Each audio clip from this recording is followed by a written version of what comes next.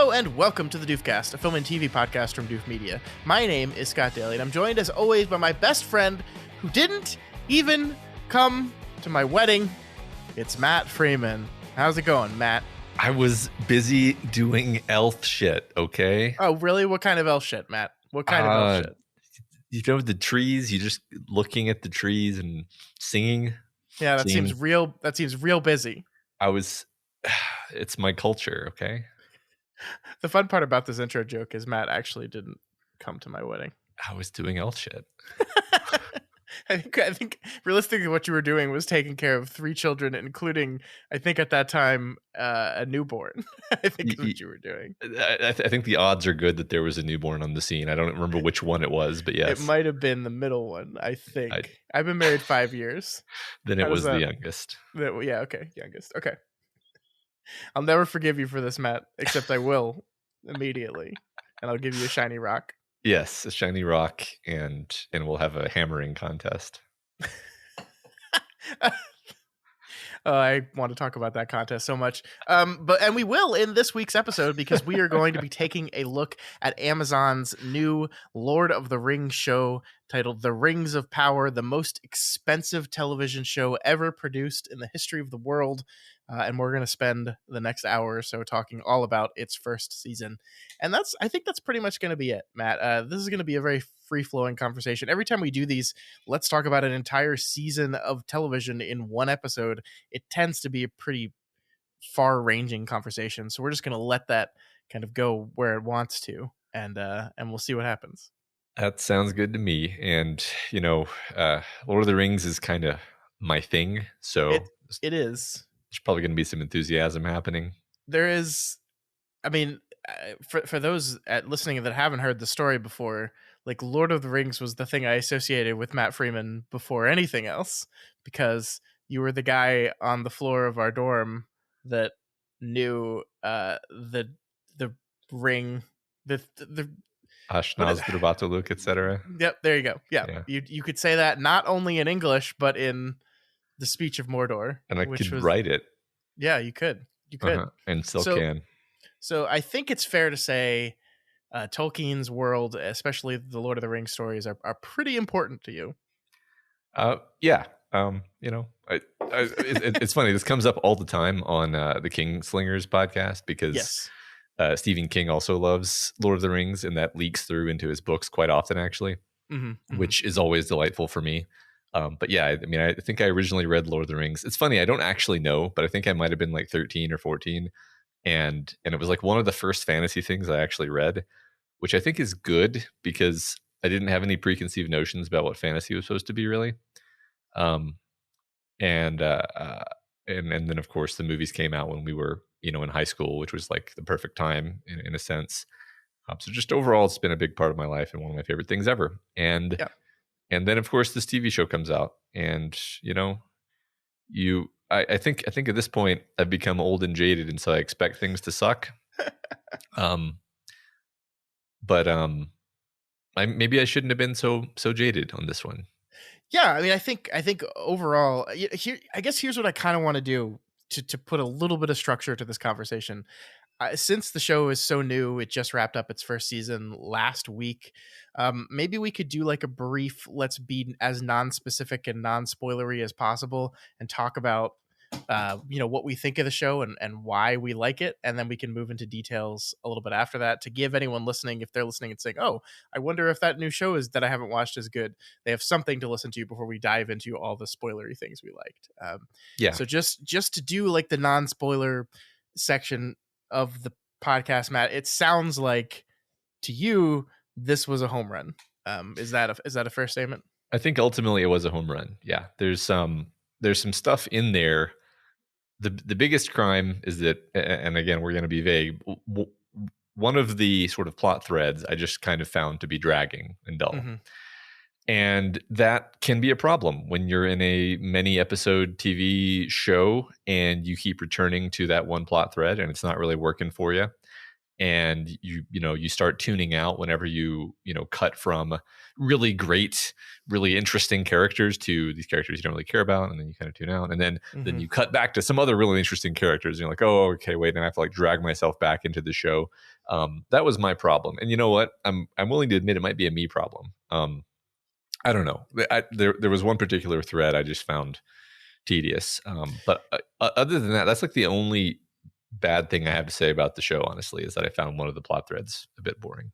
Yeah, and I don't think that's just a you problem, because I've seen that a similar sentiment echoed from some other people, and we'll get into the spoiler section what thread this is, and I really want to try to deconstruct it and figure out why did this not work when the rest of the show worked so well on us.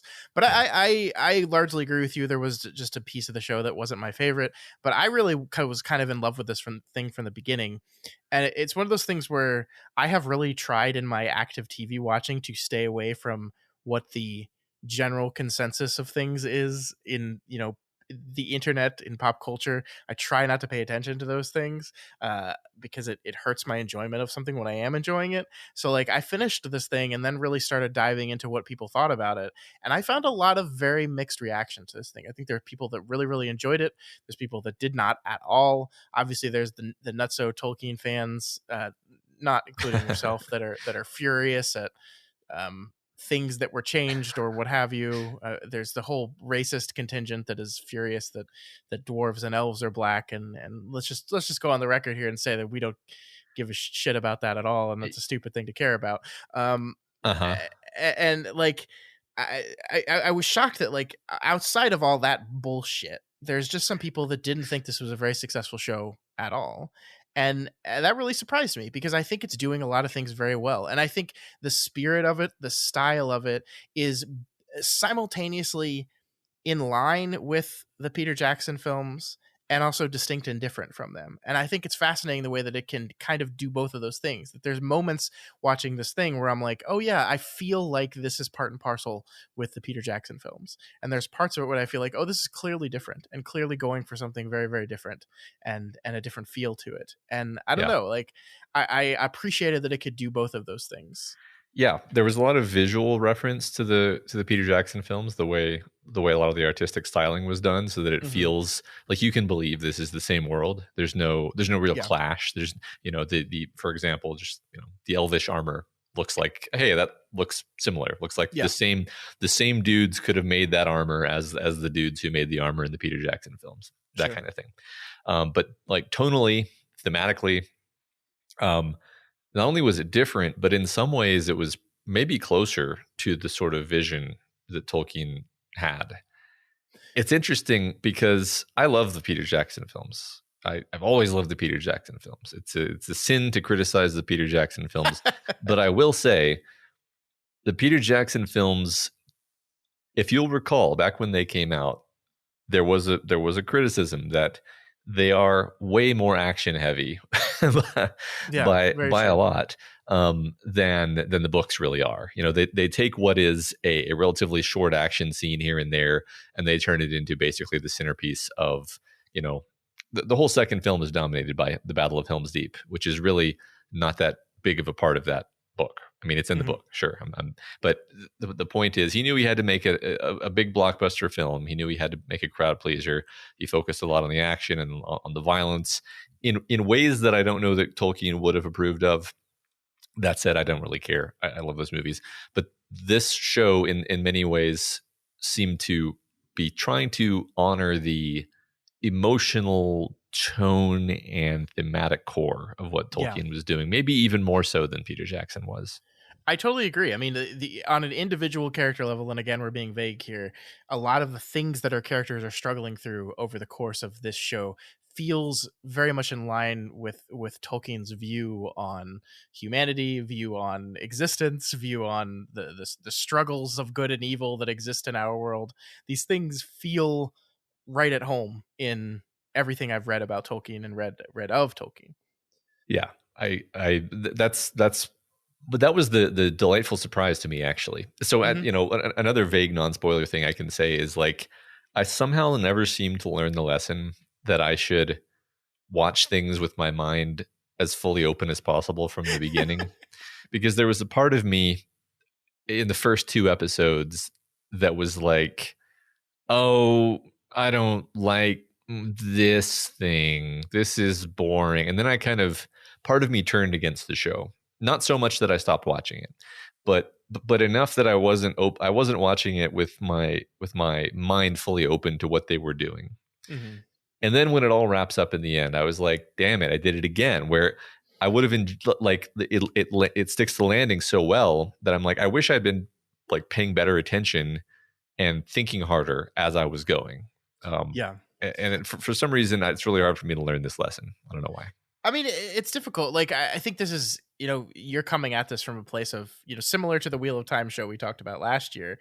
You're coming at this from a place of a longtime fan who has a deep love of the source material. And so, this is a show that I do think kind of takes a couple of episodes to find its footing a little bit. I enjoyed the first episode a lot. I think that is probably one of the weakest episodes in the show, honestly, because they're having to do so much. I mean, I've talked long about how pilots are usually the shittiest episode of a television show in general, because the pilot has to do all these things outside of just being a story itself. And I think this is definitely a show that suffers from that. I do think one of the broad complaints I have about the show is that it is these disparate storylines that it's a big stuffed cast. It's an ensemble show, and all these disparate storylines that don't really connect to each other in any real way. And I will say one of the things I think the show does a very good job by the end of the season is linking almost all of those together in a very satisfying way. Not quite all of them, but almost all of them.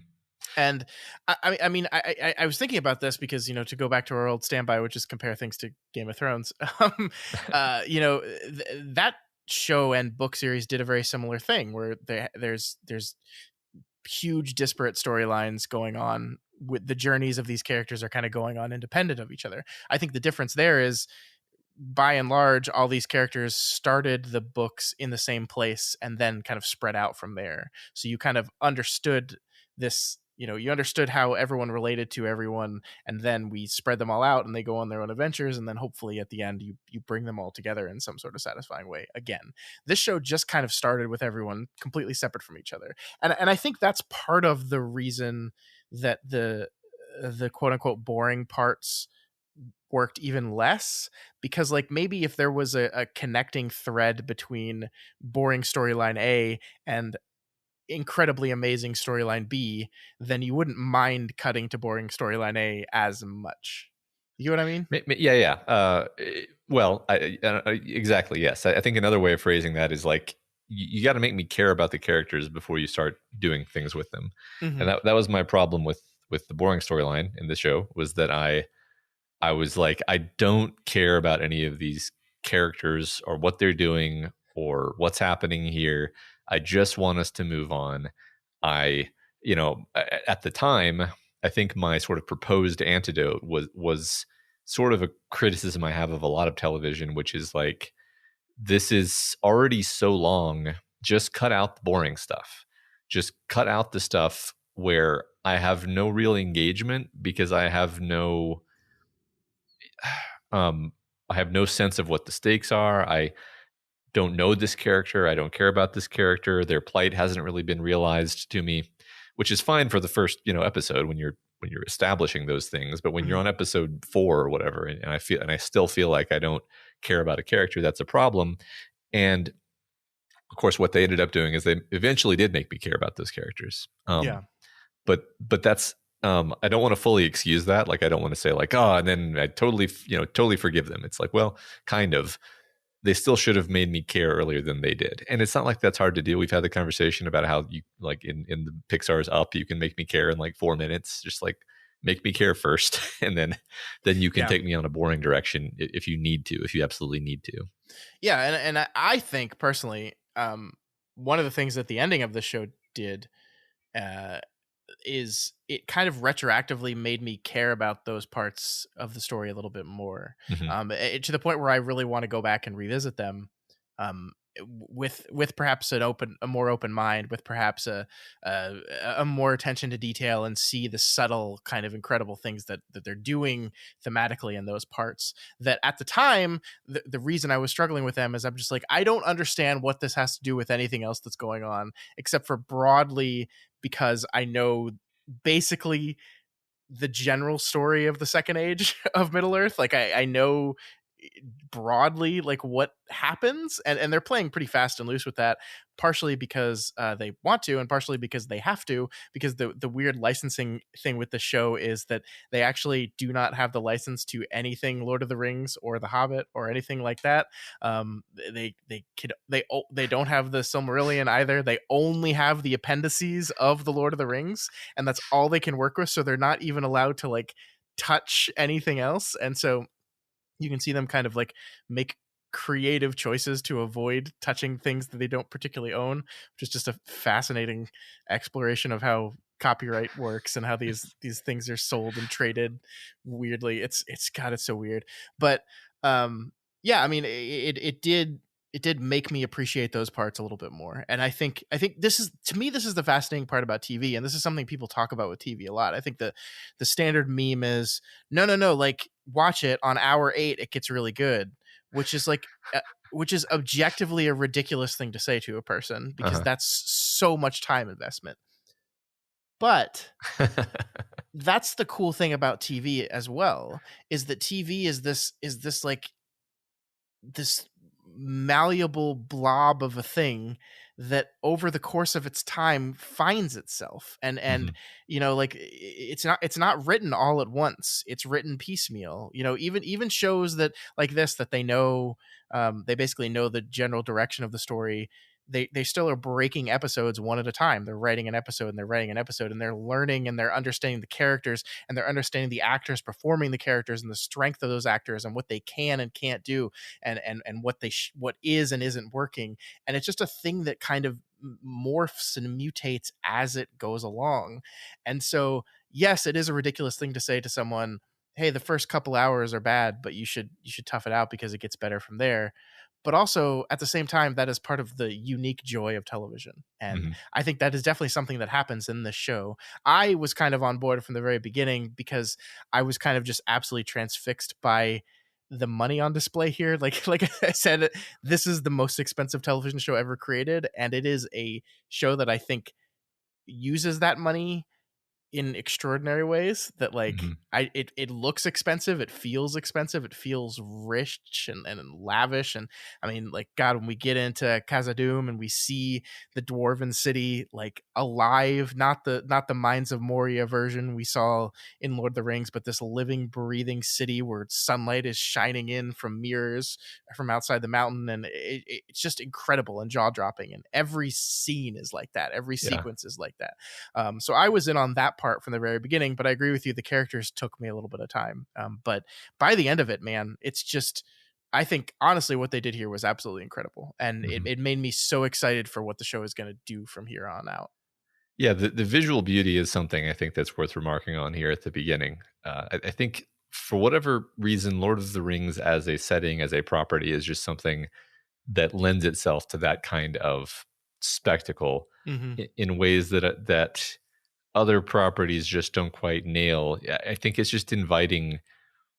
It's the approach that Peter Jackson originally took, where he sort of saw all of the richness of this Middle Earth and all of its cultures as an invitation to have a bunch of artists just go absolutely hog wild and create amazing, detailed elvish architecture and armor and weapons and jewelry, and then do this and then do that again for the dwarves, and do that again for Rohan, and do that again for Gondor, and it's all just stunning. I've actually been rewatching the Peter Jackson films just because I'm in a Lord of the Rings kick right now, and just appreciating all over again the opportunity, the embarrassment of visual splendor in those films. And the thing is, I think they very much did the same thing in this TV show. They all of that money, they said, okay, we got all this money, obviously we're going to have Khazad-dûm look as good as we can possibly make it look, and really think about what a dwarvish city would look like. And be really creative and fun and beautiful in everything that we do, and show some of these places from the lore that I never thought I'd get a filmic adaptation of. It looks amazing. Yeah. And I don't want to spend the entire episode comparing this to House of the Dragon, even though because they decided to put both these shows on at the same time, that's just what everyone is going to do for eternity. And I don't want to just shit all over House of the Dragon because it's a show I've actually these last couple weeks been really, really enjoying. But the world feels so much more vibrant and alive and fascinating than it does in that story. And it's partially just because these stories have different objectives, right? Like House of the Dragon is not a show where you're supposed to be like enamored by kind of the beauty and mystery and magic of the world. It's a show where you're supposed to be like, hey, this world sucks. Yeah. It really sucks. Right. No, I wouldn't. And like that, I understand that. But I guess my conclusion is I like living in this one more. I like watching this one more. Yeah. And that's not the fault of anyone creating the other show. It's just like, this is why Tolkien, this is why Middle Earth, this is why this property in particular just continues to just knock me over every time I watch it. Sure. I mean, I think the problem or just situation with Game of Thrones is that it's basically a medieval Europe setting that has dragons. Yeah. And so every time they're in a room, it's just stones, paintings, maybe, and then in this show, there's, they're in some elven palace where it's like every piece of the architecture is just this beautiful, perfect thing.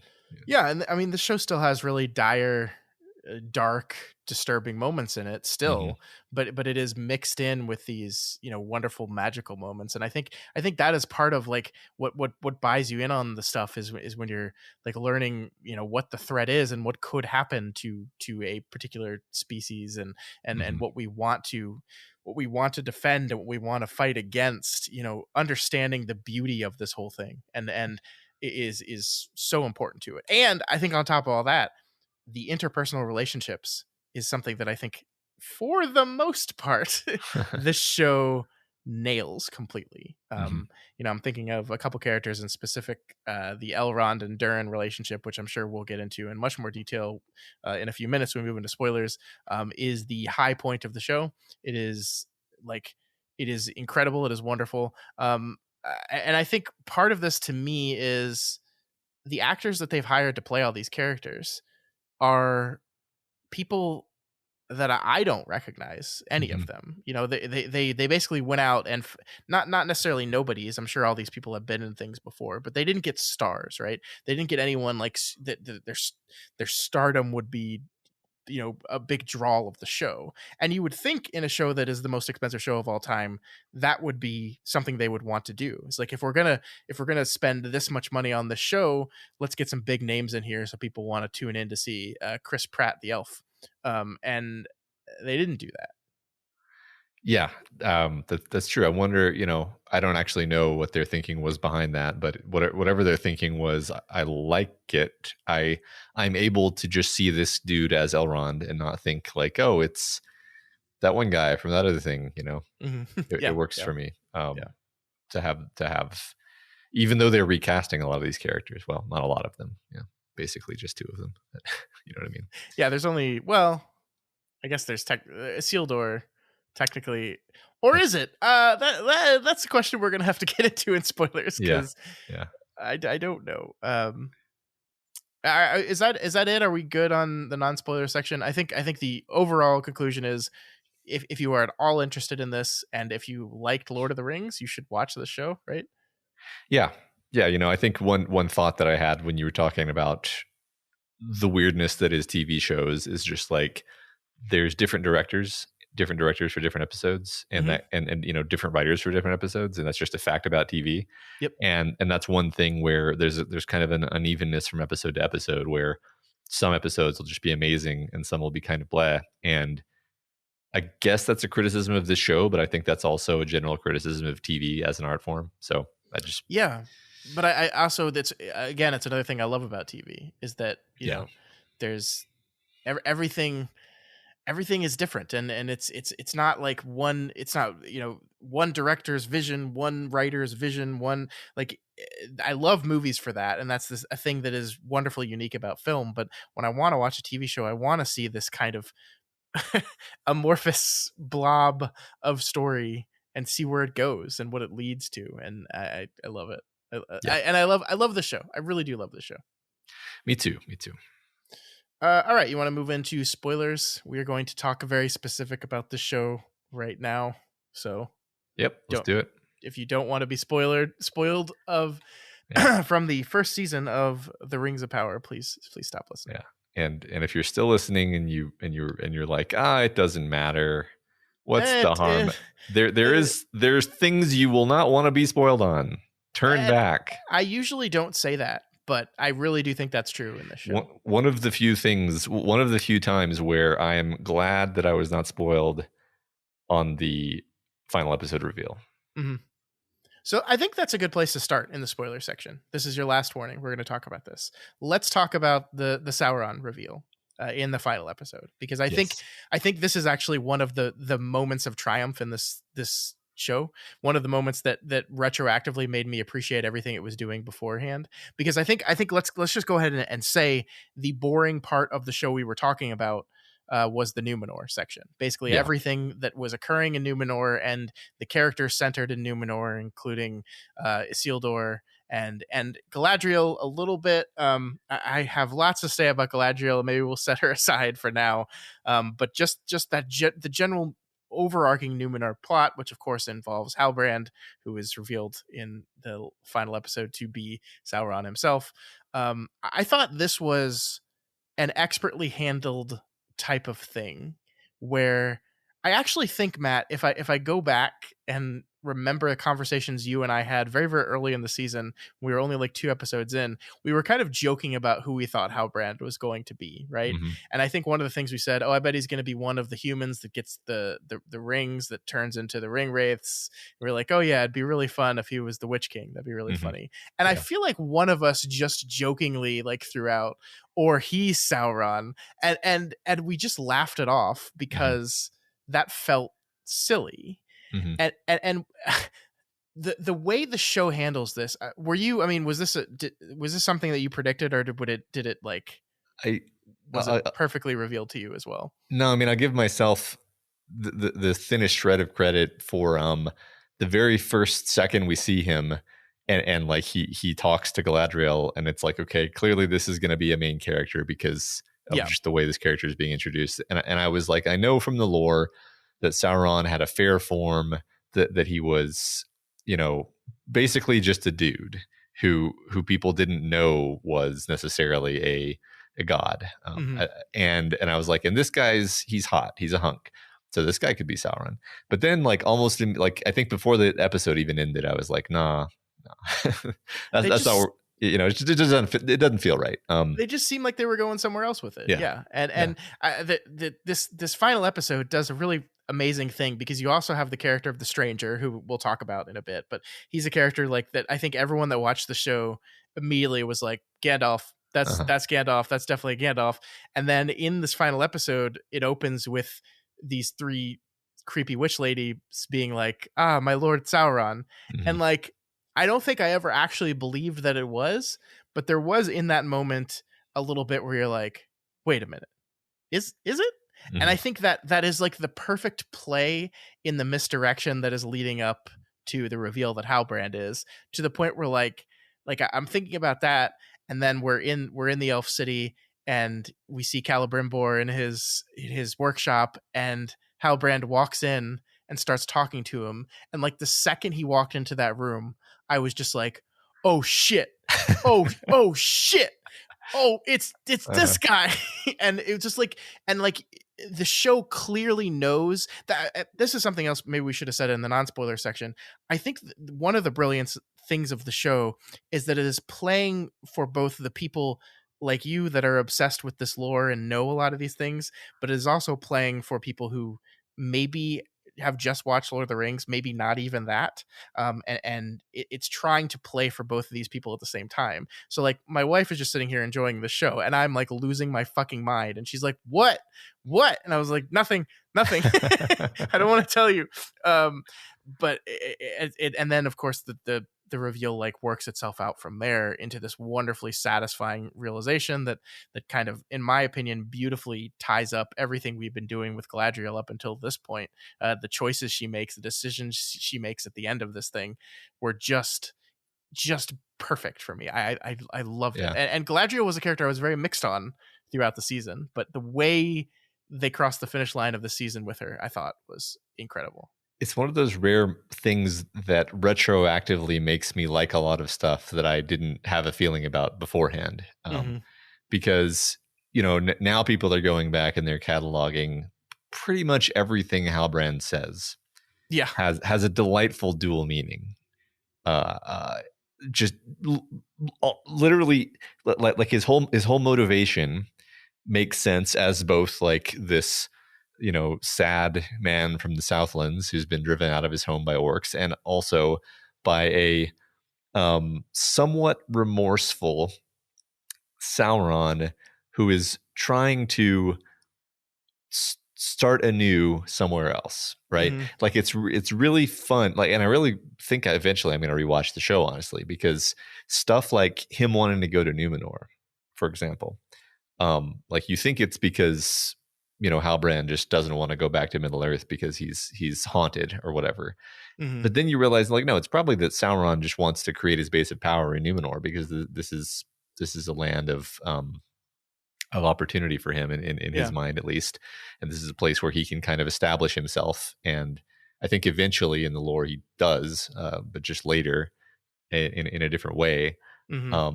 And I mean, there's actually more than I even care to go into right now. It's just like everything makes sense as something that Sauron, the character, would want, but then he's also sort of trying to seduce Galadriel. And when I say seduce, it's interesting because I've seen a lot of sort of discourse about the idea of like, you know, is this a romantic relationship? And it's like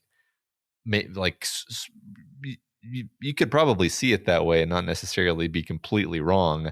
But when I say seduction, it's more like he's trying to play to the part of Galadriel that is desiring of power. Yeah. And this is one of the things I love about the story that I maybe didn't give the show enough credit for, is that Galadriel is this person who has this weakness for power, much like Sauron does, where she's like, if only I had the power and the strength to just solve the problem. Like, just give me the soldiers, give me the Elven Ring, let me just destroy the evil. Let me just destroy the evil. And that grasping for power is part of her nature. That's part of her character. That's why the scene in Fellowship of the Ring where she turns down the ring is poignant. Actually, it's like you go back and watch that scene now and it like hits even harder, which is great, right? Yeah. It's great that this show can actually change how other how other things can land for you, because it just makes that feel so much more real and immediate.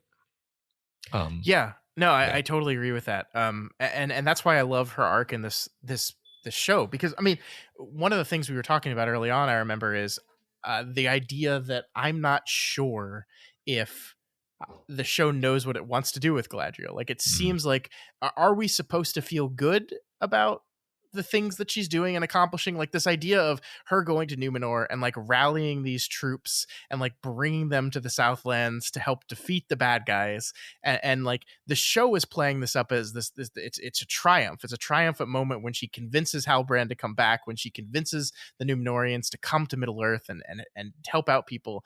And like at the same time, it's playing this kind of long game with this slightly disturbing lust for power she has. And I just didn't know where to place that in what the show is doing, because it seemed like these two things were contradicting each other. And of course, this is why you should go into everything you watch with the author is a genius and everything is intentional, because that's exactly what they wanted you to feel. They wanted you to feel this weird kind of disconnect between this you know, heroic sailing of men across the sea to rejoin Middle Earth and save the Southlands from the evil force, and it was going to be how you help defeat Sauron and all these things. And no, actually, actually, no. We made Mordor now, and also Sauron got to get to the Elven city and work his magic there, you know. And Mm-hmm. it just perfectly brings all this stuff together in a really satisfying way. And the idea, and again, I'm not as well versed in the Lord of the Rings lore as you are, so like I knew vaguely that, like, you know, the rings of power were made, Sauron, you know, helped in the creation of them secretly. They didn't know it was him.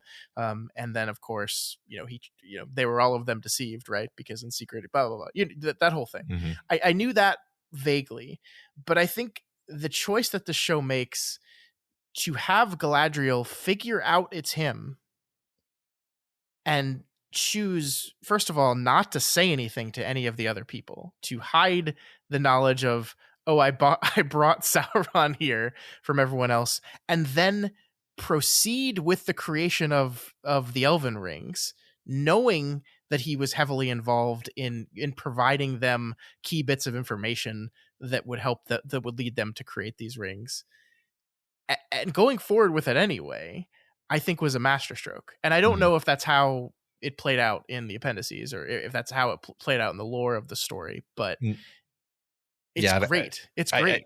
I don't think it. I don't think it did. I think that they are adding a lot of sort of personal character detail to some of these things, Mm-hmm, and then they're mm-hmm. also playing pretty fast and loose with timelines. Like one thing I Yeah. think that they're doing, and by the way, I should say I'm not like the tip top scholar of Tolkien. I'm just a guy who was really obsessed with it when I was like a teenager, and I still love it. But I will say, like, Celebrimbor, um, the, you know, Smith dude, right? Mm-hmm.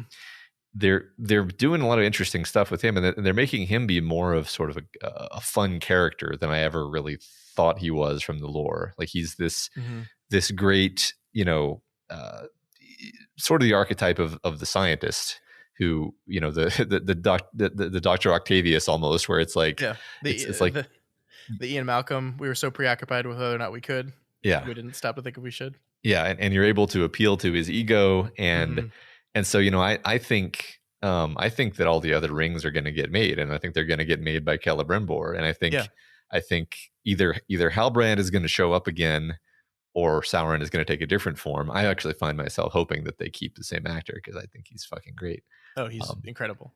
but he could very well just take a different form. That's like allowed within the lore. That's the thing is, the lore is vague enough that you can do all kinds of things and have it not contradict the lore. So Mm-hmm. that's it. It's clever of them to have adapted something that was basically just sort of a vague sketch because it gives them freedom. Yeah, and I mean, it's really interesting seeing, like, you know, where it goes with Galadriel from here, right? Because okay, she has one of the rings of power now. They are, I think you're absolutely right. We are going to proceed from here. They're going to make rings for the dwarves. They're going to make rings for men. There's going to be this moment of triumph. I also like, and I think this was true.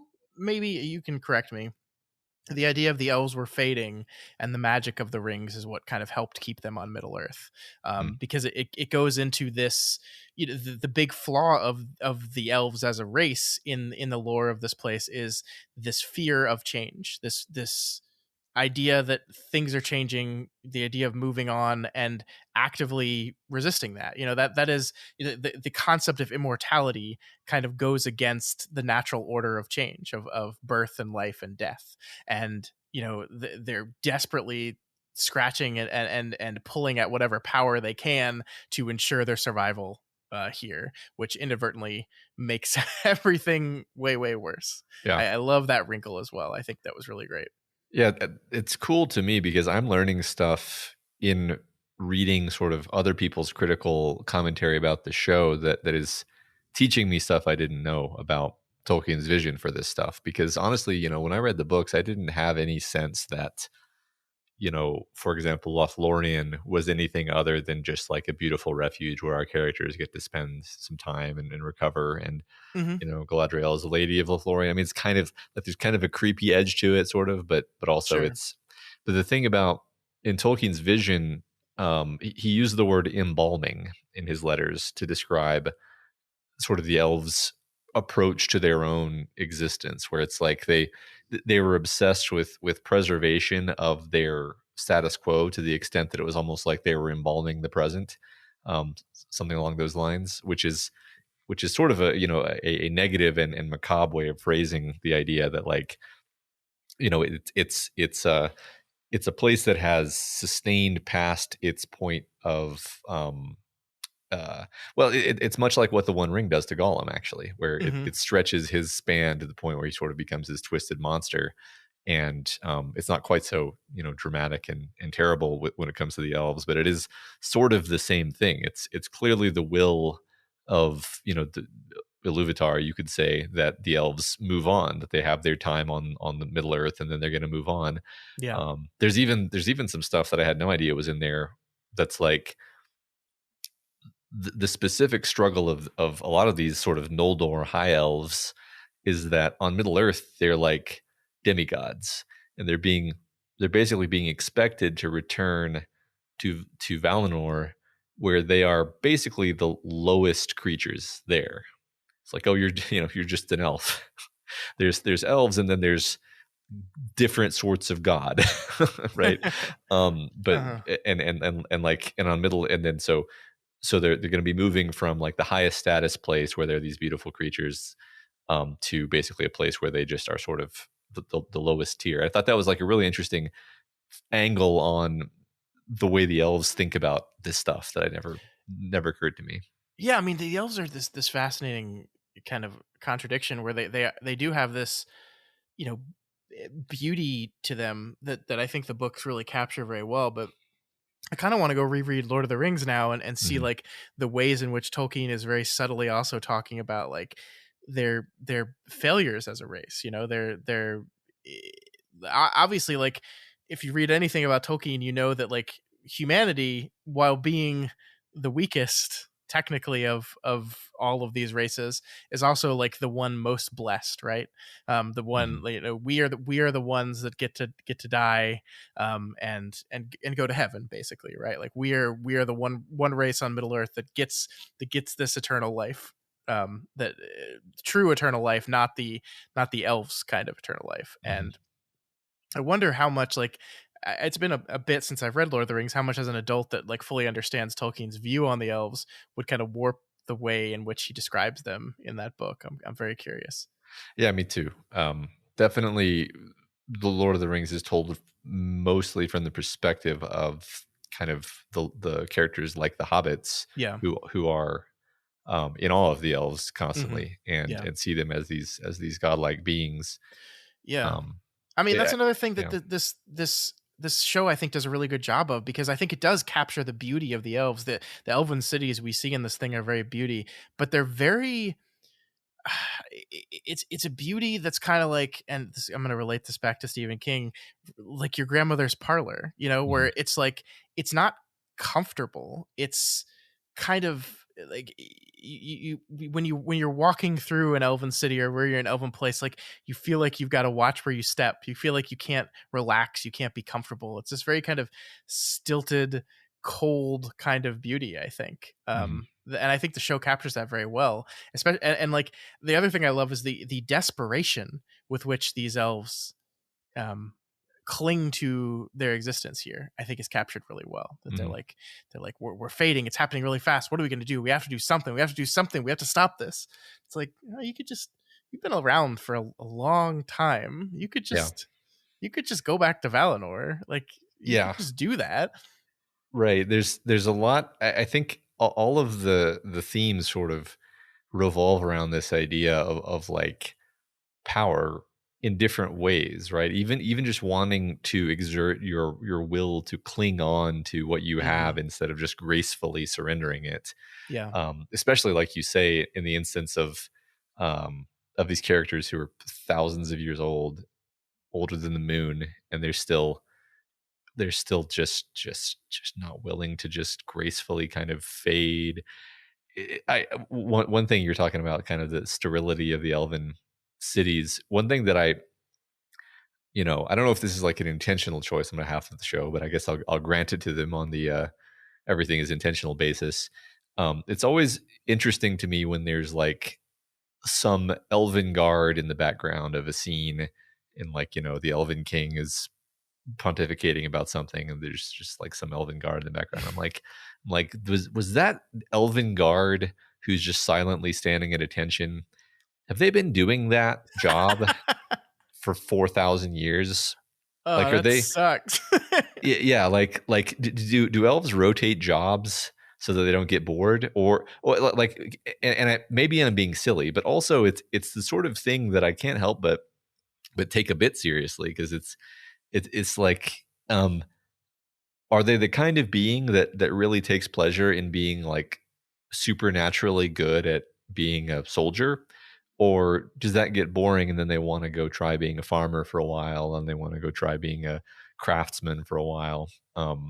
Yeah, I don't know. They're so inhuman in some ways that like Mhm. I don't even think about that kind of stuff. I I mean, Exactly. one of the things I really like is the way the show, like with the Elrond and Durin relationship, is the way the show shows how just being immortal or long living in the way that they are alienates them from the other races, and like Mhm. makes them, of course they come off as stuck up and pompous and know-it-all-y, right? Because they do know it all, Yeah. like, or not obviously not at all, but they know a lot, and how that can blind them to the realities of living a mortal life and the realities of actually living on this place. And that's like, you're absolutely right that all the elf characters that we endear ourselves to are ones that recognize that issue, whether it's Elrond, whether it's the elf that was part of the Watchtower that kind of, what is his name? Arendir, I think is his name, that was responsible for guarding the Southlanders, that ends up falling in love with that one. These are Mhm. elves that realize, the quality of the mortal races, and don't lose hold of that importance. Yeah. I think that's really great, and again, it's one of these things that the show really gets and really brings to the forefront, is this idea that, uh, uh, the elven cities are very beautiful, but when you think about it, it's like, well, this is basically the elves just trying to make a little bastion of Valinor, of paradise in Middle Earth, and not actually experience Middle Earth. Like that's one of the interesting things, is there's the Noldor, who are like the high elves, like most of the elves we see in this show, but then there's woodland elves like Legolas, Hmm. who are much more sort of the Fae, where um they're an interesting kind of mix. They're borderline between, the immortal, ageless, but also they're of the forest. And then the dwarves are very much of Middle Earth. The humans are very much of Middle Earth, and you get the sense that Iluvatar is sitting back there going like, you know my children should experience the beauty of this thing that I've created for them. They shouldn't just be trying to recreate the beauty of what they see as their past. Yeah. And Yeah. maybe being disappointed in that, right? Or at least that's the projection that I'm getting. It's a side of the characters I never really thought about. Um, No, I like that. I like that a lot. and Elrond gets it, right. Elrond, he has a dwarf friend, which is, you know anathema almost. It's like embarrassing, that he has a dwarf friend, which is, But it's wonderful. yeah. And oh my god, those two actors! Like every scene that has Elrond and, Durin, and what is Durin's wife's name? I've forgotten it. Yeah, I only remember the names that I already knew, which is a Yeah, problem. But yeah, she's wonderful too. And the scenes with the three of them together, I think, are really great. And I think, Durin's journey in this story is really great too. As a guy, I think one thing you said that I think unlocks the kind of the series totally is this idea. It's called the Rings of Power, and power as a concept plays such an important role in it, and in every single one of our storylines.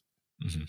And I think it's really cool in the Durin storyline as well, as he's, a young prince that's kind of trying to learn where he fits in the hierarchy of things. What does it mean to be in charge? What does it mean to have power? What does it mean to make these decisions? And this was, again, one of the things that I was kind of scratching my head at during the course of the show, because it was doing this thing where, Durin Jr.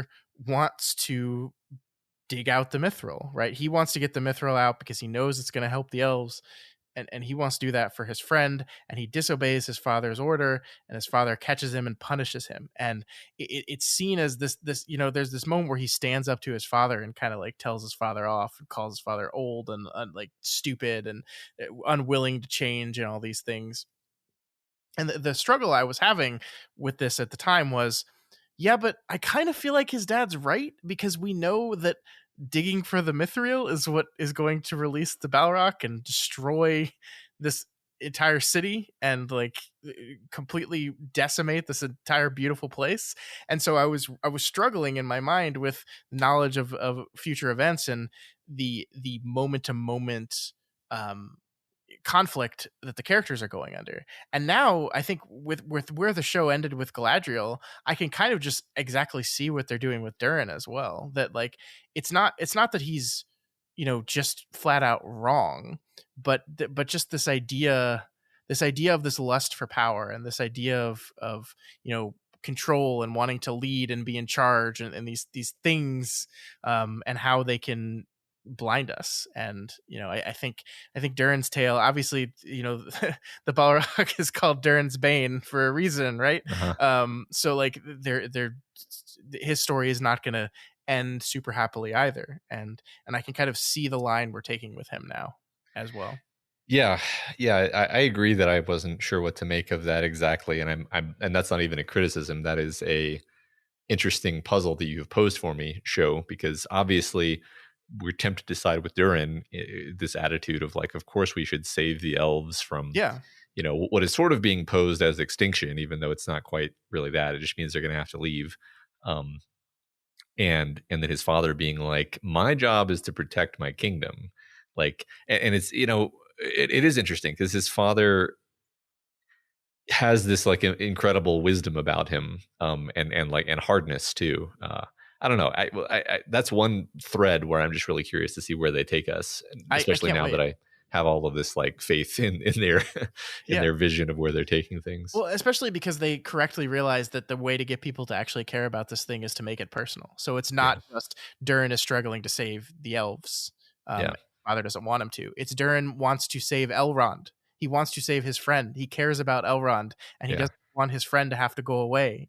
And that is so personalized. And then we also take time to complicate his relationship with his father. His relationship with his father is very complicated. They love each other. There's respect and admiration there, but there's also frustration. And that all this entire conflict is these two warring feelings inside of him, unsure of how he's going to settle that, what the right move is. And also this general idea of him knowing that one day this is all going to be his and he's going to be in power, and feeling like he needs to be the type of person that is decisive in his decision making, because that's what being in charge is going to mean. And so like it's just this really complex thing going on, and I loved every freaking minute of it. I want to take what you said about the key being rooting us in the personal relationships, and kind of use that to briefly skim over some characters we haven't talked about yet, and maybe use it to introduce that conversation, because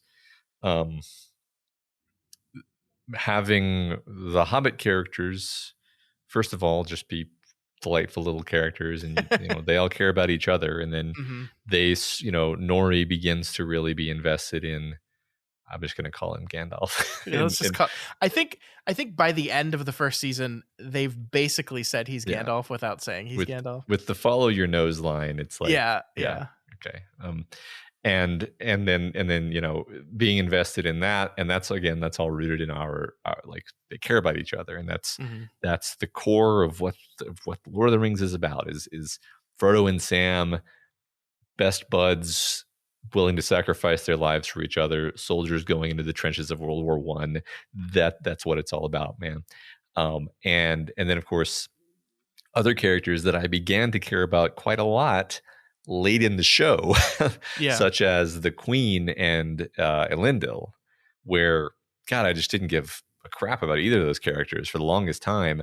And then when like they actually start to undergo hardship, pretty much beginning the moment that the Mount Doom erupts, I was invested in them, and it's because like some sort of some some vulnerability, some humanity is displayed, and they are able to, help each other in certain ways. And it just, I was like, oh, like, I wish I had cared about these characters before this point, because now I actually like them a lot. I really wish we didn't have to wait till episode 6 for that to happen. And you know what consequently also happens at that exact moment is Isildur is removed from the show.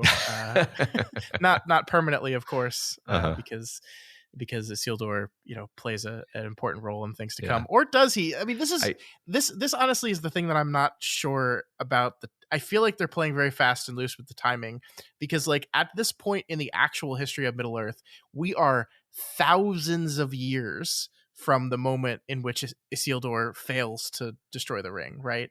Like we're talking generations and generations. And I know the Númenóreans live longer than most people, but I think they might just wave all that away, and we might, because I think the names, I don't even want to say certain things, because it's like, well, what if I'm like spoiling future seasons? But I do think I mean, the fact that his name is Elendil and his name is Isildur, it's like, well, that's the name of the king and the king's son who took the ring from Sauron. So it's like, okay, well, it's either a huge coincidence or they're just going to have it.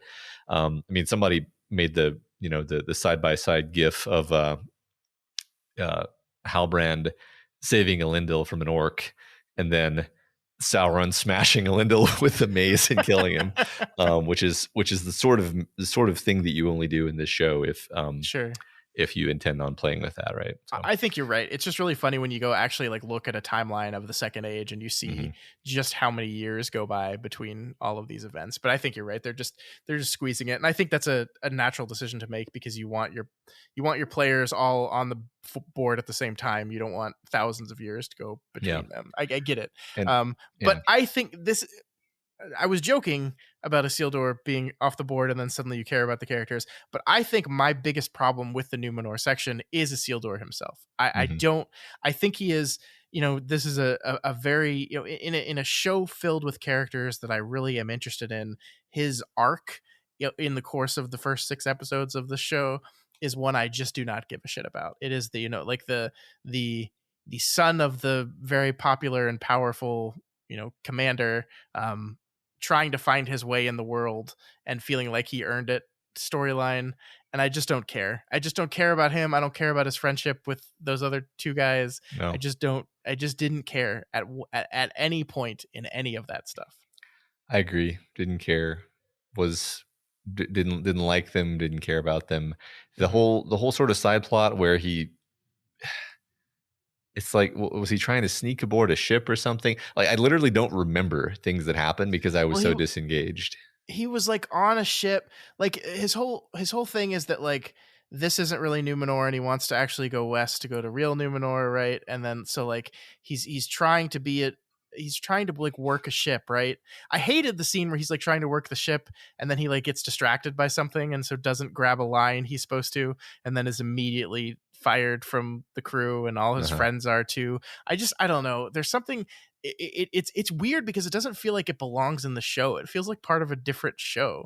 Even with the other things going on in Númenor, like the Isildur stuff and the Queen, like that feels so different from this, young rough and tumble kid struggling his way through boat training. I don't know. Like I just didn't like it at all. A lot of it is also a lot of the Númenor stuff that I complain about. I'm certain is setting up this, evil vizier character, Altharazon, or however you say it. He does look evil, doesn't he? Yeah, and he's totally going to take over, and like that's and I'll probably care about that sometime next season when that actually matters. But this whole season, I was just like, come on, this is so distant from anything that I care about. Like, I care about what's going on with Gandalf. I care about what's going on with Galadriel to the extent that we're like have our eye on the ball and we're doing something, which was occasionally lost track. Yeah. And I care about what's going on with Elrond and Durin. And every time we drift back to Númenor and we're doing I'm just like, I don't care. I think part of it is it feels like it's treading water a little bit because we come to Númenor from the perspective of Galadriel, and we know that her entire goal here is to get these people to come back with her. to go to the plot, Mhm. then it just feels like the entire time we're here, we're just waiting for that part to happen. And then like I have this very distinct memory of when the first two boats are burned, you know, Mhm. um, just going, "Oh fuck, you mean we're not leaving?"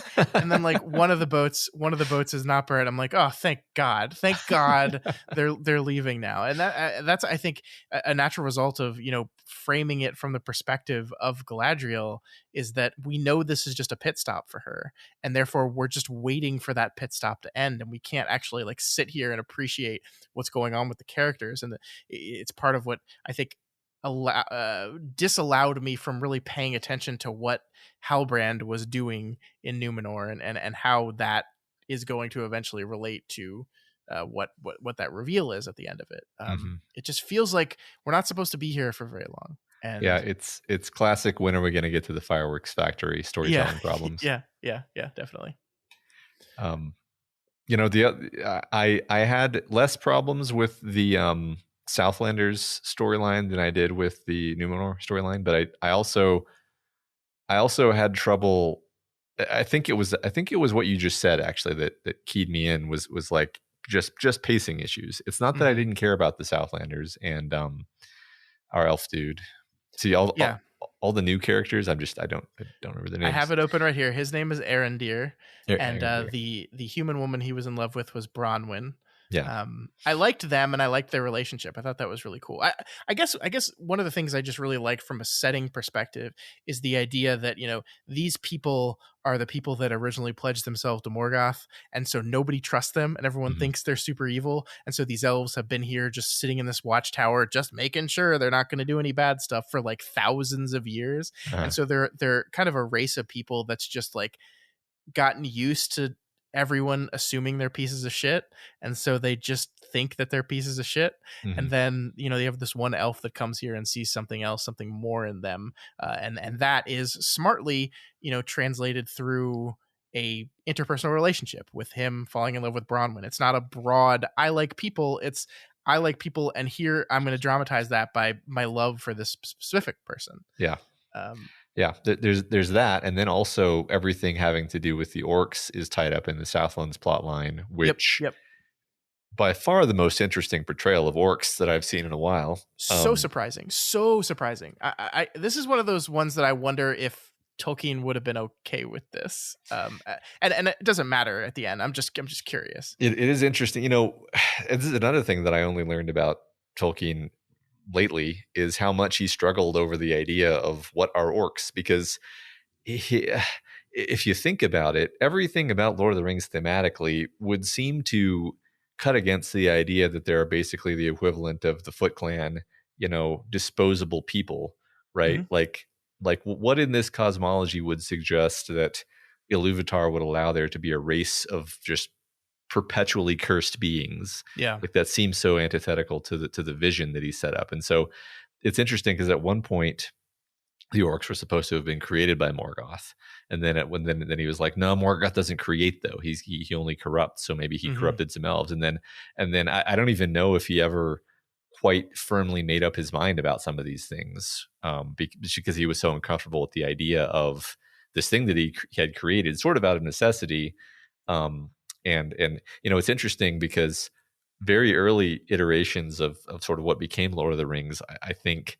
Um, the orcs were something more like mechanical automata, because he really I think the Lord of the Rings would have looked wildly different based on his Yeah. initial conceptions, where you know the mechanized death machine that was World War One was kind of this looming psychic force for him, and so mechanization was a big idea for him.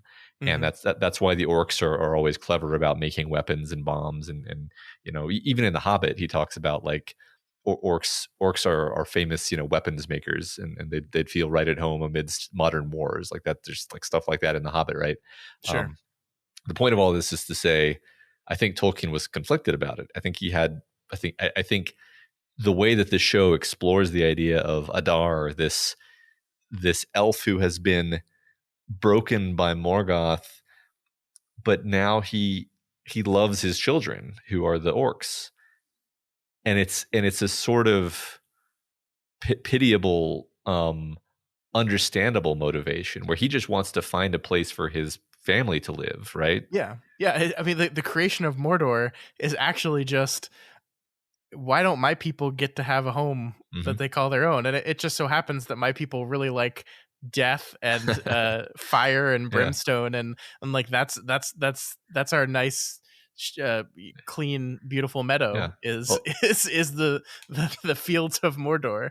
yeah. Shouldn't Well, my people get their place too? Yeah. yeah. Specifically, they hate the sun and they want to be under the shadow of the ash cloud, right? Yeah. Yeah. It makes perfect sense. It's funny because I didn't see that coming at all.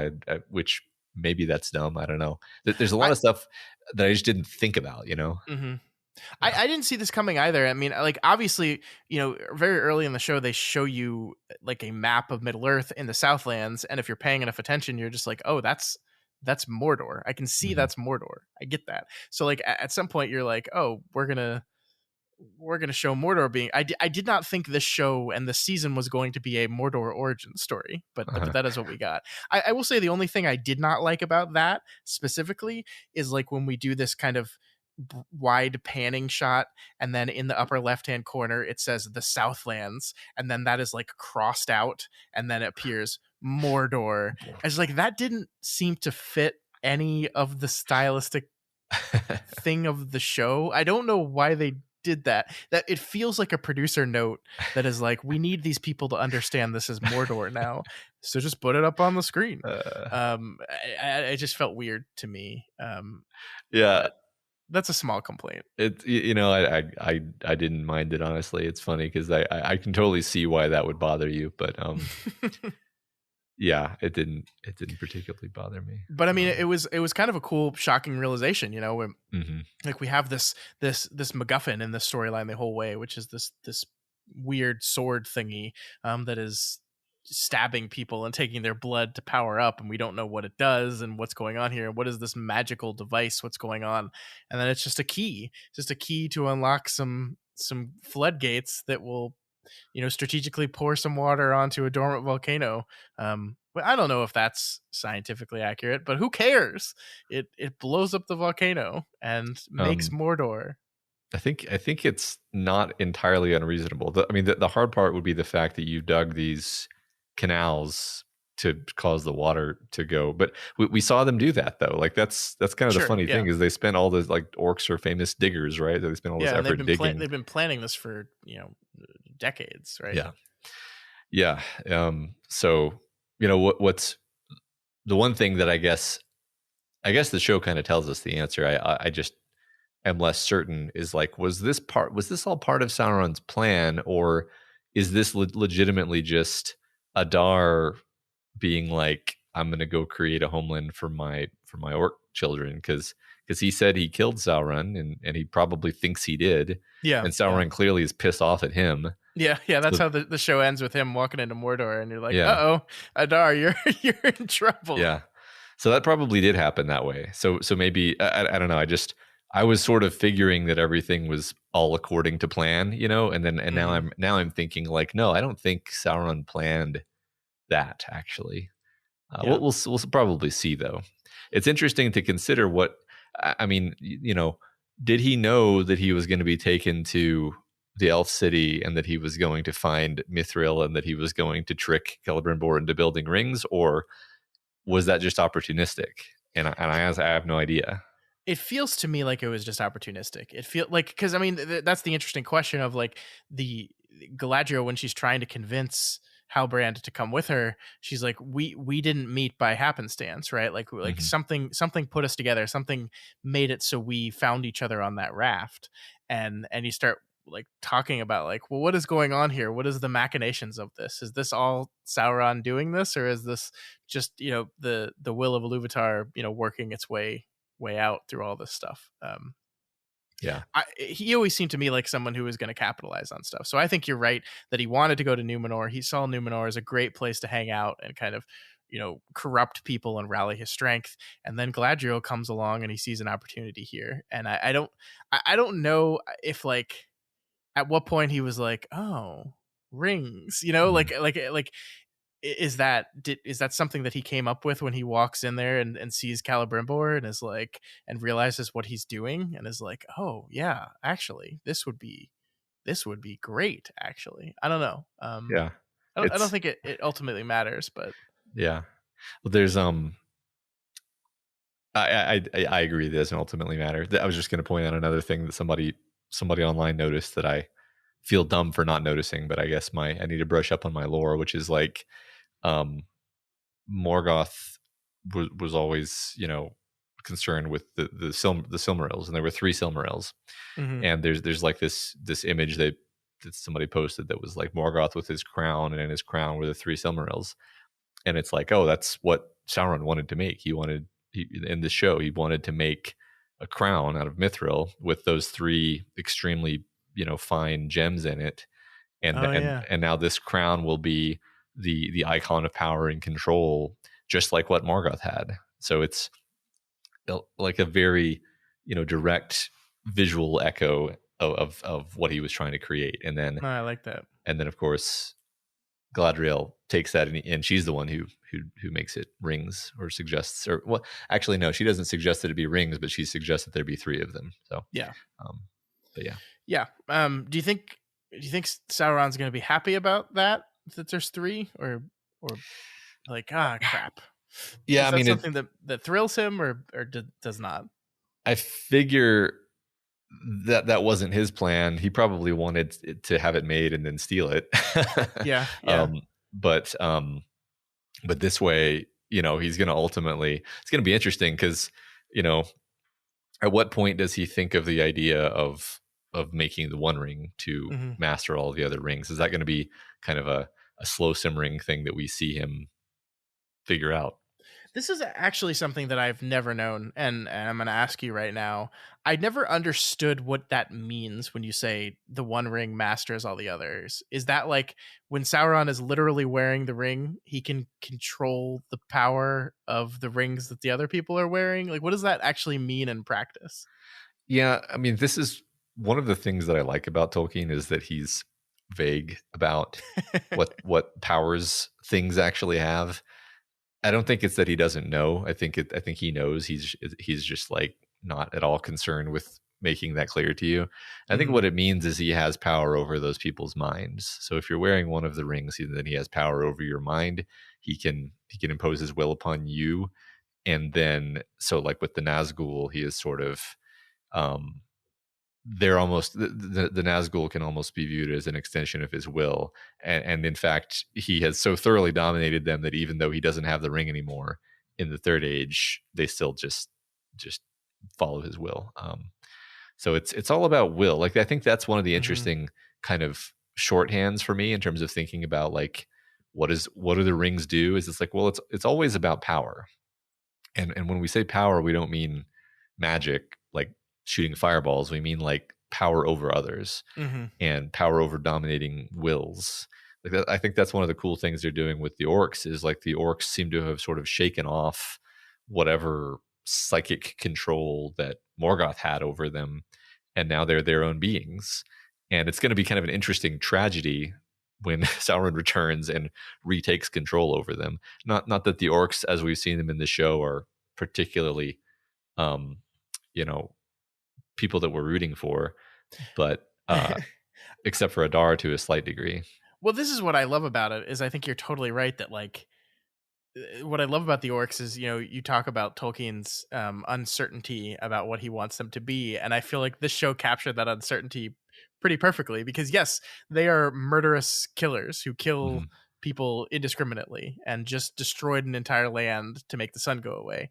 And so we don't want to feel good about that, but at the same time, the show does this thing of like, we are these long tortured race of people that just wants a place to call our own. Why don't we get a home? So at the same time, like you're conflicted about this, and I think that Mm-hmm. based on what you were just talking about, Tolkien's own conflicted feelings about where the orcs came from and how they should be treated. I think that fits actually.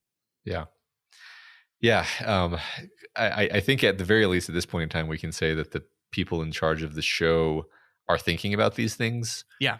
Um, because otherwise a lot of this stuff simply wouldn't have shown up. And yeah, I mean, I think, and I think we're getting near the end of our conversation, just mhm, time wise. But I think the thing that I'm most excited about is, you can look at these conflicts that have been set up and these lines that have been drawn, and you're like, I love where this is going now, because now we have, Galadriel makes this decision to not tell anyone about Sauron and push ahead with the creation of the rings. At the very end of the episode, Elrond finds out about it and he chooses to say nothing as well. And so now we have this wonderful conflict between the two of them, and also the two of them and the secret they know. And just seeing where that's going to go from here, I think is something that yeah. really excites me. Yeah, one thing that we don't know is, how are they going to decide who gets to bear these rings? Because Right, right. it's not obvious that you would give one to Galadriel. Yeah, but we do know that she gets one, right? Exactly. Yeah, So there's some ground for conflict there. I think the last thing I wanted to make sure that we talked about is just how amazing the scene was where we finally get the Sauron reveal, and it reminds me of like Silence of the Lambs, which is just like top tier filmmaking. I mean, I can say exactly why it reminds me of Silence of the Lambs is because because he it's looks into the doing camera. the looking into the camera, cutting Yeah, between two characters looking into the camera, but it's just everything about it, everything about the whole sequence. I mean, and it builds toward them looking in the camera too. It's not yeah, overdoing yeah, it, right? It's and it's playing with like the performances where there's moments where you're like, well, maybe he is trying to turn over a new leaf, and you're like, no, this is basically trickster Satan. He's he's not. Um, but maybe though and God, I just love everything about even the part before the kind of the part of the boat when he is kind of pretending or taking on the form of her brother, and God, I was just so happy for that whole sequence. yeah. I think one of the things that a lot of other things do that are similar to this, where the hero is tempted by the dark side or whatever, is I think a lot of stories fail to ever actually dramatize like why that would actually be tempting, Hmm. because like you're in the situation where you are this person sitting on the couch watching, and so you know the choice is obvious to you, the watcher. And what a show needs to successfully do in those moments is to get you to doubt your armchair quarterbacking of Hmm. these characters' decisions. What it needs to get is get you successfully so in the head of the character that you actually kind of understand why they're being tempted by this, why this is a temptation, Yeah, why you would want that, why you would look at this guy, know that he is the evil man you've been chasing for all of your thousands of years life, and still in that moment kind of be tempted and kind of wanting to buy into what he's saying. And I yeah, think this scene does a remarkable job at getting you there. It yeah. really does. Totally, 100%. Because he's not saying join me, join the dark side, Hmm. become evil. He's saying I'm not evil. I'm repentant. Yeah. I'm your buddy Halbrand, who you've been hanging out for this entire show. Yeah. Um, and let's solve these problems. I know Yeah. you agree with me on some of this stuff. We've talked Yeah. about it already, and you already said you agreed with me. So why don't you just Yeah. you know? And It's great. remember when you cavalierly said to me, whatever was in your past is in the past and you Yeah. should forgive yourself for it and move on. Remember when you said that to me? Uh-huh. Well, now I'm throwing it back in your face. That Uh-huh. that is true. Why aren't you forgiving me now? What you like it, it's you're absolutely right. It's a wonderful scene, and the way that they filmed it, I guarantee someone in the director's chair said, "We're doing a Silence of the Lambs here." And um because it was the right decision for the scene, and it makes it one of the most powerful moments on TV that I've watched this year. Yeah. It's just really freaking great. Yeah, and then the very minor touch, which I don't even think I consciously noticed, is that as we're doing the cross cutting of the faces, he's getting scarier Yeah, with yeah. each cut until he finally has the snake the slit eyes in the final when he's just screaming at her, Hmm. and it's just like, oh God, It's One perfect. fun one fun thing you can do is you go back and look at screenshots and stills from the show Mhm. of Halbrand knowing who he is, and you just realize how fucking creepy he actually looks throughout the entire thing. Uh-huh. And like you're just putting that on him because you know who he is now. But it's type of thing that I never noticed in the moment. Uh-huh. Is like, oh, he actually like that look on his face, that the way he's holding his head, that Mhm. is a little disturbing. Somebody pointed out this directorial thing where multiple times throughout the show, um, Galadriel will be in the foreground on the left side of the screen. Halbrand will be in the background on the right side of the screen, and he'll either say something or something will happen, and she will turn to look at him. Mm. And the last time this happens, he's saying her name and she won't turn, and then he reaches out and takes her chin to turn her head for her when they're on the boat at the end. And it's just interesting because it's like, I don't know, it's one of these beautiful sort of things that I didn't notice consciously, but your brain picks up on the motif Yeah. of she is receptive to him, and now she's pulling back, and he's trying to pull her in, Hmm. and Hmm. it's a visual way of depicting that shift in the dynamic. It's just really well done. Yeah, no, I agree with that.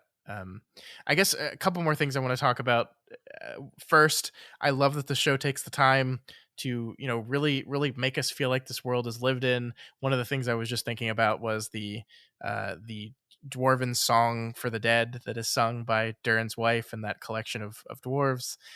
This beautiful moment that you could easily see just completely excised from the show if different people were creating it. I Hmm. loved that. I thought it was great. It really they spent so much time on the culture of the dwarves, which is great because it's not something.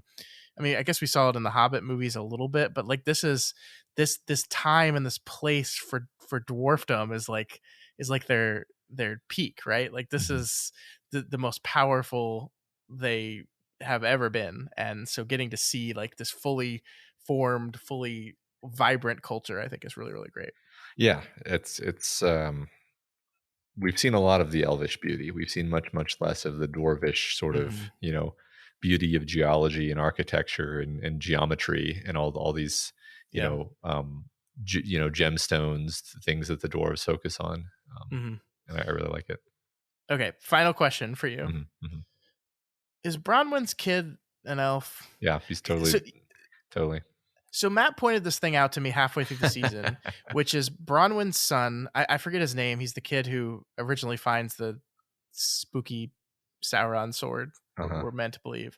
Um, he has this terrible haircut. It's a truly horrendous It's haircut, yeah. but It's it's like a bowl very cut, but convenient. it's more so. Yeah. Yeah, it's very conveniently hiding his ears Hmm. the entire time. The entire time, perfectly.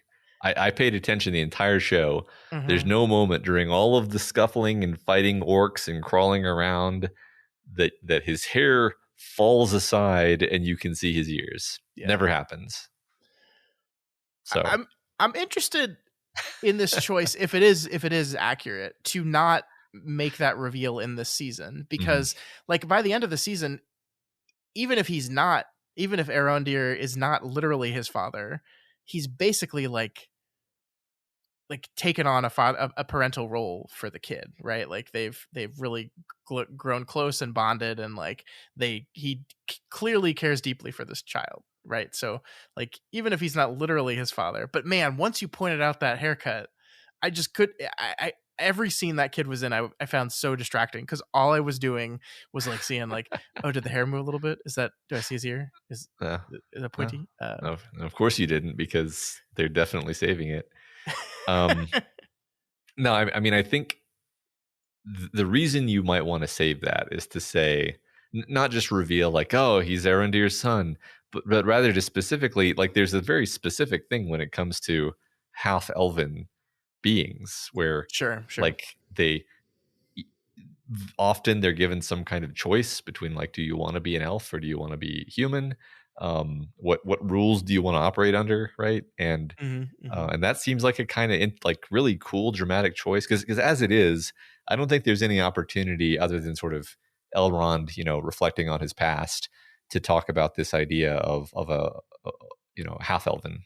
Um, In fact, that could be, he could meet Elrond at some point, and that's a scene right there. Is him Yeah. realizing that he's half elven, having a conversation with Elrond, Elrond being like, "Yeah, I chose to be of the elven kind. There's, you get eternal life in Middle Earth. That's cool, but on the other hand, maybe Elrond feels like he gave something up. Maybe he feels like his that there's something. I think that's an interesting thing to talk about, because from sitting here as a mortal, it's very tempting to be like, oh, obviously the elves got the better deal. But in the mythology, it's intended that mankind and elf kind just got different deals, not that the elves got the better deal. That eternal Yeah. life in Middle Earth is not viewed as clearly better than a mortal life followed by some mysterious afterlife. Yeah. And so I think it's worse. I don't know. I might be misunderstanding the I point of the novels, but I don't know. I mean, I feel like it's at least unclear, or something that you're supposed to think about, right? The point being, this is a possible thing that they're introducing, is the idea of having a character who actually has to face this decision. mm-hmm. And maybe he'll choose, to be human. That'll be Yeah. interesting. No, I like that. I like that. That you have made me like this decision. I hope if he comes out as an elf later, he can get a haircut. so he doesn't have this terrible, terrible haircut. I'm sure he will. Yeah. Did you like that battle? The big action sequence in the season was that the fight between the orcs and the humans in this battle. Did that work on you? It was pretty good. It was not my favorite thing the show did.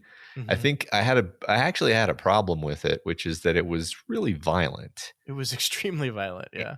And I'm not somebody who normally complains about violence. If you listen to the show for any length of time, you know that.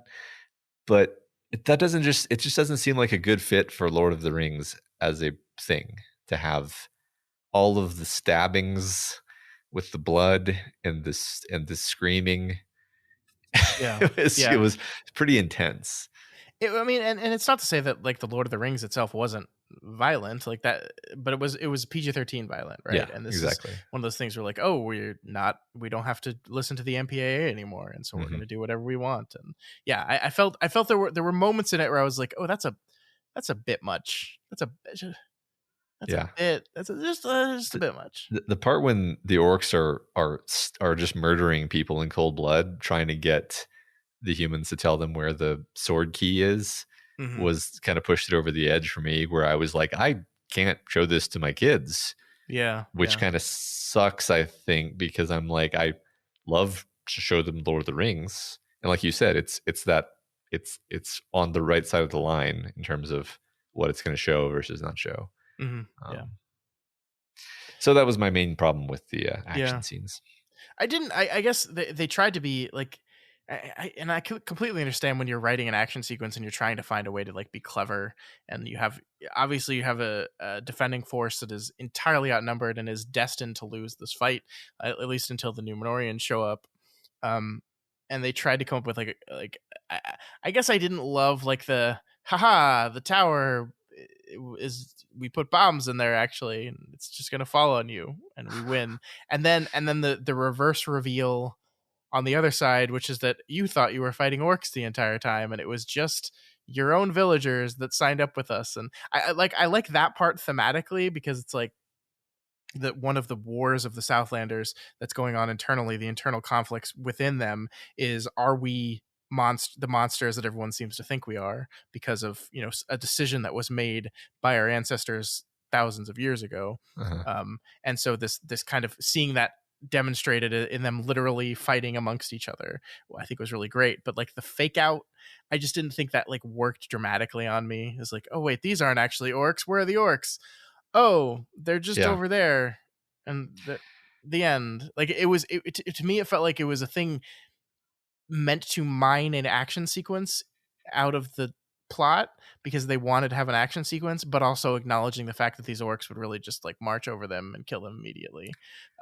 So I don't know. It wasn't my favorite part of the show for sure. It wasn't terrible either. No, it felt a little action contrived, kind of. Like you said, it was fine. It was pretty good. It's not one of the parts where I was bored and checked out. Yeah, yeah. I think they felt like they had to have a big action scene. Part of me wishes that the big action scene had just been when the Numenorians arrive, because that worked better for me, actually, because it was more the action where characters are making decisions Yeah. rather than just like fighting for fighting's sake. Yeah. Which is what the first nighttime action scene felt like. I agree. I always like those scenes. I mean, that it's also like channeling back to, the vintage Lord of the Rings of the mounted cavalry force arrives just in time to completely just run over the enemy and save you in your last stronghold. They just instead of Minas Tirith, it's just a little bar in this tiny town. Yeah, and there's like 30 soldiers instead of an entire two nations worth of armies clashing. I just feel like if I'm an orc in this little tiny bar and there's a giant mounted cavalry coming my way, I'd probably just stab all these humans in this bar and then run out and fight them. But they just kind of leave them in there. Yeah. Well, everything turned out right for them. So they got their home. Yeah. Welcome to Mordor. Yeah, I hope everything turns out all right for the orcs. Yeah, I'm sure they're going to be totally fine when Sauron comes home. I think that's it. Anything else you want to say about the Rings of Power? I think we covered everything I wanted to talk about. Yeah, we hit everything I wanted to say. Very, very delightful. Young 14-year-old Matt is happy. So I hope you're happy out there too. Let us know what you thought, though. Yeah, and I think one of the cool things about this show, I'll say here, is that it's going to go on. They're already filming season 2. I don't know how many seasons they have planned, but it's several. And we're going to get them, because the cool thing about the show is that Amazon has all the money in the world and doesn't really care how well the show does. I mean, I think the show is doing well. Like, I think Nielsen was showing that the Rings of Power is consistently near the top of their streaming ratings, beating the House of the Dragon in a couple weeks, actually. So shockingly, I actually can't believe that. So the show is doing well, it seems, but I don't think Amazon cares that much. I mean, they do care, obviously, but like, they're gonna what is $1 billion to Amazon? Yeah. I mean, yeah, Lord Bezos told them that they had to have a show to compete with whatever other flagship fantasy show was going on over at HBO, and by gum, they're going to do it. Do you think that these two shows appearing at the same time and running at the exact same time is helping them or hurting them? Oh, probably hurting them, but I think we now live in a world where there's always going to be competition. Yeah. Like that's the crazy thing that's happening right now is right now, I guess by right now, I mean like over the last couple months, because there were too many different things that were airing live at the same time, and it was clearly too much. Like, you and I were I found it impossible to watch everything that I kind of wanted to watch. I'm not caught up on House of the Dragon, and the only reason I'm even watching Andor is because you gave it a really high praise. Otherwise, I wouldn't have even been checking that out. And those are things where if they were the only thing on, then yeah, sure, I'd be watching each of those things. But but as it is, it's like, wow, this is becoming a problem. You're creating too much content, folks. Yeah, I mean, Andor, you're absolutely right. Andor is the big loser here. Of the 3 of these shows, Andor is the one performing the absolute worst. Like actually, if you look at the numbers, Andor's performance is dreadful. The lowest of any Disney Star Wars thing on Disney Plus by far, which is very sad because it's also the best thing that they've done. And it's honestly, like, we just talked glowingly about Rings of Power for an hour and a half. Andor's better. It's better. It's a better show. I really, really love it. It's one of the best things I've seen all year, and nobody's watching it, which is really sad. But it's cool because Disney, like Amazon, has all the money, and they're going to make Andor. Like, this show is not going to get canceled, right? I think the plan for Andor is 2 seasons of 12 episodes, and I think they're about to go into production on season 2 right now. So that show will get to finish its run, despite the fact that nobody's really watching it. Yeah, that's kind of the weird, crazy time that we're in right now. It certainly is, yeah. Have this embarrassment of riches. Yeah, it's funny though. I mean, Andor, we'll probably do a whole episode on Andor at some point, I guess. But yep, I think I agree. I think I like it as much as I like Mandalorian season 1 so far. I think I like it more, and it's different. Like we'll have a long conversation about Andor, but the thing I want to say here is that like I am so happy that they're doing something like this in Star Wars. I would not want all of Star Wars to be this thing. Definitely not. I think there is, plenty of room for Star Wars to be this grand, rollicking space fantasy adventure for kids. Like I want that to still be Star Wars. I think it's important for that core to always be there. But like we've been begging for them to do something different to explore the corners of this universe, and I don't think anything's doing it better than this is. I really don't. I agree. So watch The Rings of Power and also watch Andor. Yeah. In conclusion, yeah. All right, that is all we had for you guys this week. If you have any opinions about Lord of the Rings, The Rings of Power Season 1, please reach out to us and let us know. You can find us via email at doofmedia@gmail.com or over on our Twitter account at doofmedia. You can also find our subreddit, that's r/doofmedia, where there will be a thread for this episode, so you can leave a comment right there. Yeah, and if you're not already subscribed to the Doofcast, then we encourage you to do so. You can find the Doofcast on every major podcasting platform, plus YouTube, plus anything else. And you can find this and all of our other podcasts over at our website, doofmedia.com. And if you like what we do here at Doof Media and want to support it, please consider becoming a patron of Doof Media. Head on over to the wonderful website, patreon.com/doofmedia, and check out all the different levels you can support us at. Every little bit helps. And it also gives you a bunch of cool bonus stuff, like bonus episodes of shows we do every month. Matt does a show with his brother. The two of us do a Stephen King related adaptation podcast called Other Levels of the Tower, and then we occasionally do Doof After Darks, which is just us talking about random things. I think we have a few topics we need to do some dads on, Matt, so we do. More of those will be coming out soon. There's a dad backlog. Yeah, definitely. Also, please consider rating and reviewing the Doofcast on Apple Podcasts. We would really appreciate that. Each review does help us get more exposure and introduces new people into the content that we make here. All right, that's going to do it, folks. We will be back next week with our series, Deconstructing the Films of Ridley Scott. Next week, it will be Ridley Scott's Robin Hood. We'll see you then.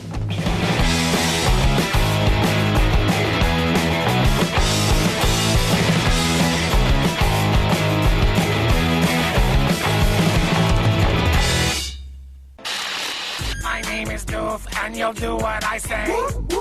My name is Doof, and you'll do what I say.